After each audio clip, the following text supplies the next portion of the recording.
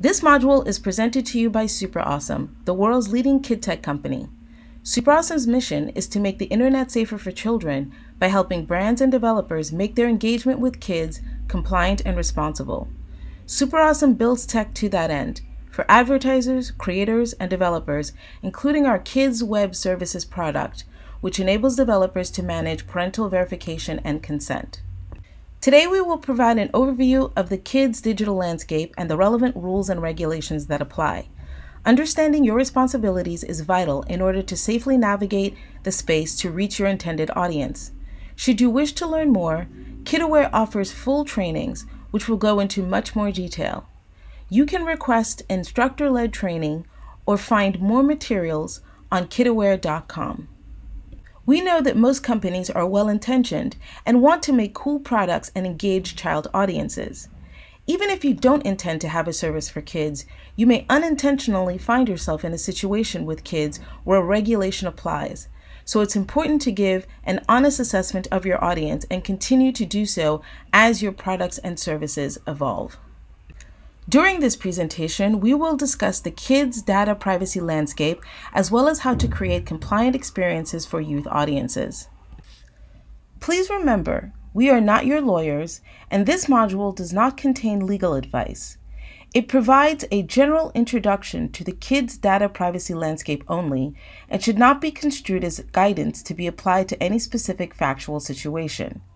Any questions on how any of the laws and regulations referred to in this module may apply to your company or your company's products should be directed to your legal counsel. So let's start off by talking about the children's data privacy landscape. The approach to children's data protection has evolved considerably and is still an area that is continuing to change. 20 years ago, the only children's privacy regulation was the Children's Online Privacy Protection Act, also known as COPPA. COPPA seeks to put parents in control of their children's information. Under COPPA, if your service is directed to kids or you have actual knowledge that kids are there, you must get parental consent before collecting their personal information. Parental consent must be verified and must be obtained by an approved method enumerated by the Federal Trade Commission, or FTC. This step adds friction to your service because kids have to stop to get a willing parent, have them prove their adult status, and give consent. COPPA is currently being reviewed by the FTC and is expected to be strengthened. 18 years later, the European Union passed the General Data Protection Regulation, or the GDPR, which builds on COPPA. It recognizes that some types of data may be personal only when processed for a certain purpose, and it allows for other legal bases besides consent. Like COPPA, when it comes to kids, GDPR-K requires parental consent before the collection of PII for certain purposes. The law's principles-based approach is different from a parent-centered paradigm like COPPA, and instead requires companies to respect certain rights of the child regardless of parental involvement. Countries around the world have followed suit, passing similar regulations. For example, Brazil, China, and South Korea. U.S. states have as well, California being the most prominent example. All of these varying laws have created a patchwork of requirements that companies must follow if they want to engage with children responsibly. Doing so can be complicated since the laws can sometimes be at odds with each other.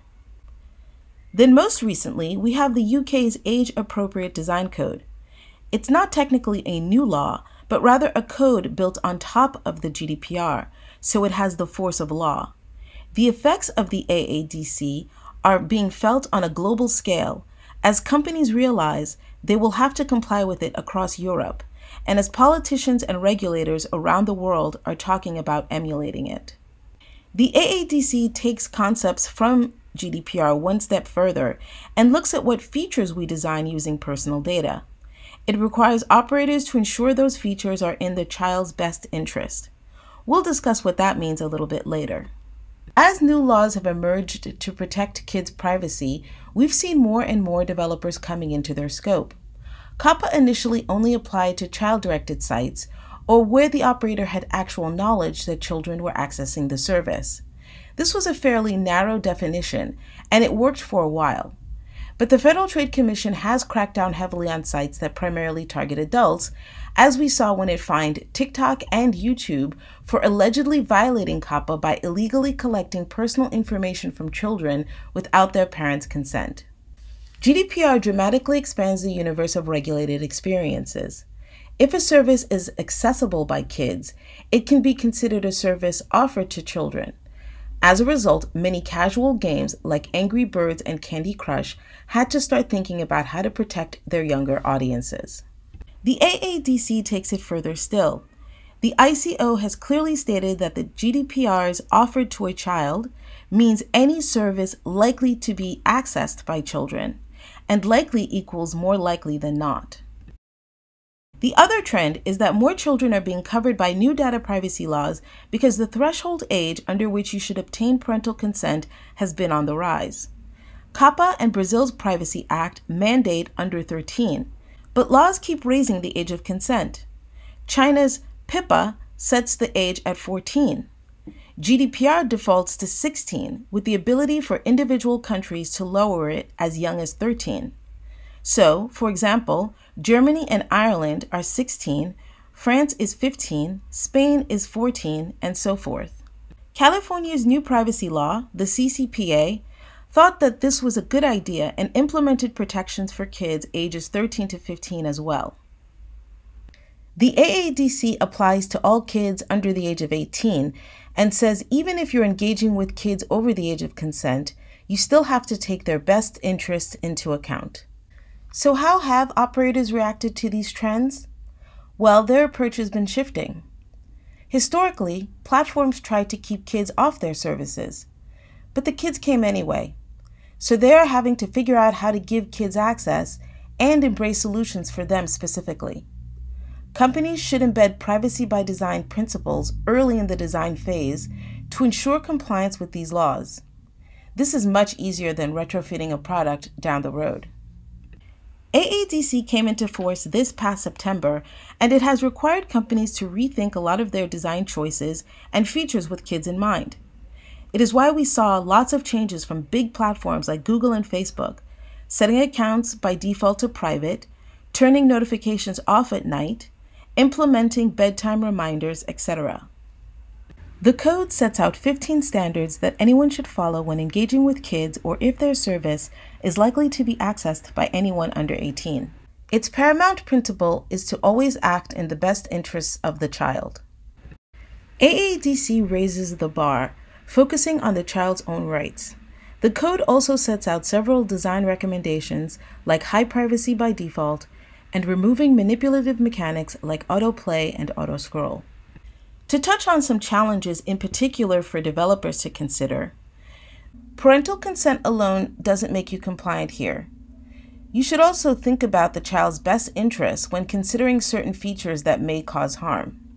The code requires you to think about appropriate default settings for different ages, kids, tweens, teens, and requires certain things like geolocation to be off by default always. The code prohibits certain practices like inappropriate nudging to lower their privacy settings. You have to design features with kids' best interest in mind. For example, rewarding users for playing for longer without an easy way to pause or not allowing users to save their progress are likely to be considered inappropriate. Instead, the code asks providers to consider issues such as the need for screen breaks and general user welfare not directly related to privacy. There are also other practices that are under intense scrutiny by regulators, like the use of targeted advertising, loot boxes, and recommendation algorithms that you should be aware of. These developments don't stop in the UK. The AADC is being copied around the world. For example, the Irish fundamentals reinforce the code and add a greater focus on enabling the child to exercise their own rights. On the other hand, the new Dutch Code for Children's Rights pinpoints the risks of in-app purchasing offers in children's games and imposes some guardrails on how these are presented. U.S. politicians have taken notice and are increasingly agitating for similar concepts such as the best interests of the child and high privacy by default to be factored into regulatory action by the FTC or to form part of new legislation. So let's go through some of the current compliance requirements and discuss what they may mean for developers. How your service is classified under kids' data privacy laws determines how you should treat visitors. So first, you need to identify the age of your audience in order to implement the proper protections. If your content is appealing to kids, it is likely to be child-directed.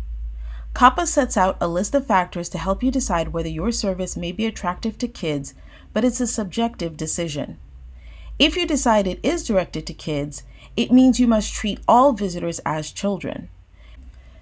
No data collection from those under the age of digital consent, and don't drive them to e-commerce or social media destinations. If your site or app's target audience is not kids, but still attracts a sizable under 13 audience, under COPPA, it's referred to as mixed audience. Under GDPR-K, it's likely to be considered accessible to children. For mixed audience sites, you can segregate kids with an age gate. Note that you may not block under 13 users, but instead you can provide them with an experience that does not collect PII, or you can obtain verified parental consent to allow data collection. You want to be clear about your intent and show you know how to distinguish between kids and adults. Your age gate must be neutral. This means no tip-off language that hints to a child what the age threshold is that would make it easy to circumvent. The kid side should be appropriate for kids, no tracking, no hard sell messages. The parent side should have a grown-up feel and not be enticing to kids.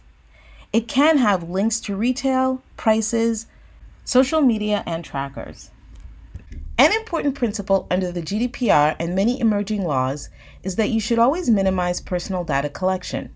All technical identifiers, such as IP address and mobile identifiers, are likely to be considered personal information under kids' data privacy laws. User-generated content, or input text, even if optional, presents an opportunity for children to provide their personal information. So if you have chat or content upload, you may wish to consider moderating it to filter out PII. There are systems available which may enable user-generated content features without the need to obtain parental consent. Platforms such as PopJam or Roblox filter free text chat use such moderation technology partners. If you do have features that require you to collect personal information, you may need to obtain verifiable parental consent, also known as VPC. That can be challenging, but is getting easier all the time. SuperAwesome has a number of tools and solutions for developers to make that as frictionless as possible. Make sure you are transparent with your users. The privacy policy should be in clear language that even non-lawyers can understand. It must also address kids' data specifically. Consider also that certain laws may require that your privacy practices are digestible by young audiences. For these instances, we suggest using simple language and considering just-in-time privacy notices or bite-sized explanations. It's important to remember that you are responsible for any data collection on your service, including that from third-party partners. You need to make sure that any partners or plugins you include are fully capable of respecting kids' privacy laws, that they understand you have a child audience, and that you have the right contractual assurances on any data they may collect from your users. Consider a safe harbor seal. The FTC actually has a program called Safe Harbor. A company will audit all your processes for you to ensure COPPA compliance. If you get certified, you have some legal protections and can demonstrate to consumers, regulators, and activists that you are taking kids' privacy seriously. Obtaining VPC is required under a number of privacy laws today. This concept was invented by the Federal Trade Commission and was picked up by GDPR and other data privacy laws globally, including Brazil. The idea is that you get consent from the parent and must do something to verify it's the parent and not a child merely impersonating a parent to gain access. COPPA enumerates several methods to verify parent identity. A few examples are taking a small credit card charge, verifying a parent's social security number or similar identification number in another country, and checking it against a national database, or getting a signed consent form scanned or mailed back. The point is to prove that the person providing consent is an adult. These methods are imperfect, but this is what regulators are accepting. There is innovation in this space, however, and we expect new methods may emerge over the next few years. You should be reviewing your products for any feature that collects data or allows PII to be shared. Here are some examples of features that may require you to obtain verifiable parental consent. Most features that use photos are considered to collect personal information, thus requiring consent. Allowing kids to share pictures or videos with camera filters, for example. Even images that don't contain children in them may be PII because the file may contain metadata that has details that are personally identifiable, such as geolocation, which, if it is as granular as street and city, is considered PII and thus require consent under the laws. Augmented reality also often makes use of geolocation, which then may require consent. Next, an email address is considered personal information. Collecting it for marketing purposes requires consent unless it falls under specific exceptions. If you want to host a competition like a sweepstakes or contest, usually you need VPC to have kids submit personal information for entries and be able to follow up with them to distribute prizes. Further, if you want kids to submit drawings or stories or videos, those could all also contain PII as well. Lastly, if you have a feature to help users find your store or product that collects geolocation, you'll need to get consent first as well. Text chat, if not pre-moderated, may allow kids to disclose PII, thus potentially requiring VPC. Voice chat is also likely to require VPC. Not only is a child's voice considered PII, but minors can reveal PII through the chat, and technology does not yet exist to moderate this in real time.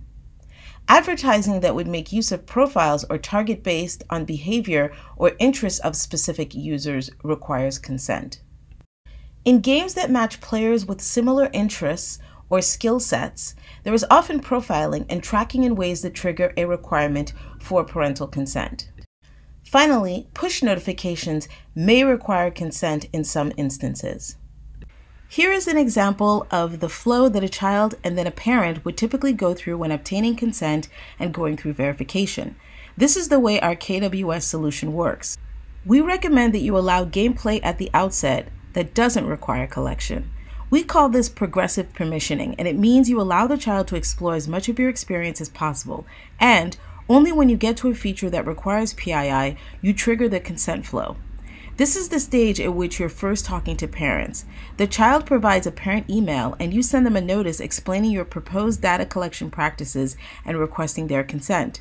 Once the consent has been given, you would offer them a choice of verification methods. The objective is to maximize the number of parents that can find a method that works for them. Making the decision to implement a consent mechanism helps future-proof your product. If you're a developer, you're getting squeezed by two forces. Players expect amazing experiences with social features and multiplayer crossplay. If you're a kid, you don't expect your experience to be different. On the other side, you have legislation evolving to cover more young people and deepen compliance requirements within your product.